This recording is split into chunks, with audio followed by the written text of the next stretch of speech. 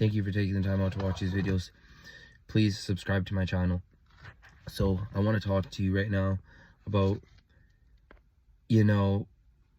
saying people and things are great when there's no way possible that they could be great. So, like example, LeBron James is a good basketball player. Heck, he's really good. But at the same time, it's just like his legs aren't metal, right? And are you saying that if he was in a wheelchair, he would be able to go get another ring in an NBA championship? See, that really quickly diminishes the fact of saying you're great or not great. So the thing is that we should say that God is great and greatness belongs to God. So, a lot of people, they always have their head in the sand and they're in head in sand mode.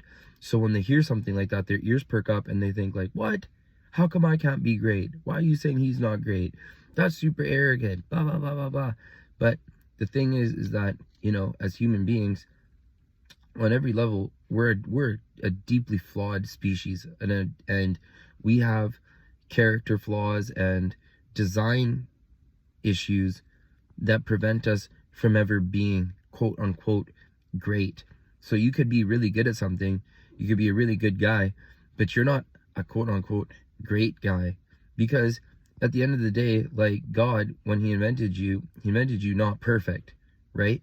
So if you're sitting there and say you're in front of God and say there's another person there, you and God, and the God's like to you, wow, you just totally kissed this guy's ass your whole life. You would have to say like, you know what? I was a big idiot. But God would be like, I designed all you guys unperfect. And then you would say, well, I guess God, I guess you're great then. I guess actually in actuality, there is no greatness in humanity. There are some very great features, but to say someone's great, that's a very, very arrogant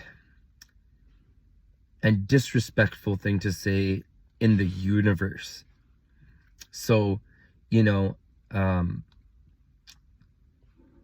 we are flawed and we need to work on being compassionate and having mercy. And that's great, or that's very good in and of itself. But, real greatness or real goodness also comes from not participating in evil, stopping evil if you can, saying something. And you know what, if you can't even say anything, but just at least feeling kind of weird, because imagine you met someone and they're in you guys are doing something so weird for your boss, and you just stand up to your boss and you say, you know what, I'm not with this shit, fuck this. That's one thing. And you just say like, you know what, I'm not driving without a license today. And then then the other guy's there, and at least he's just like, well, I don't feel comfortable, right? But then there's a real Mark standing there. He doesn't have his license. He has no clue that the boss thinks he's a complete idiot, and he's trying to impress someone that's not worth impressing in the first place. So when they say God is great, you should be so thankful and so relieved that, thank God, I'm not great.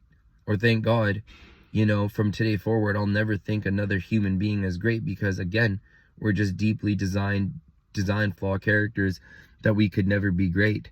So I mean, like if you took a perfect engineering piece of equipment and you design everything perfectly, but the one thing in there is just gonna fail, that's how we're looking at things. So I just want to say that God is great, and we shouldn't overstep our bounds.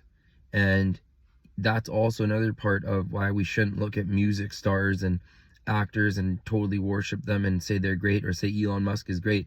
Maybe they're really good at what they do, but to say someone is great, it's just such an arrogant, stupid statement to say.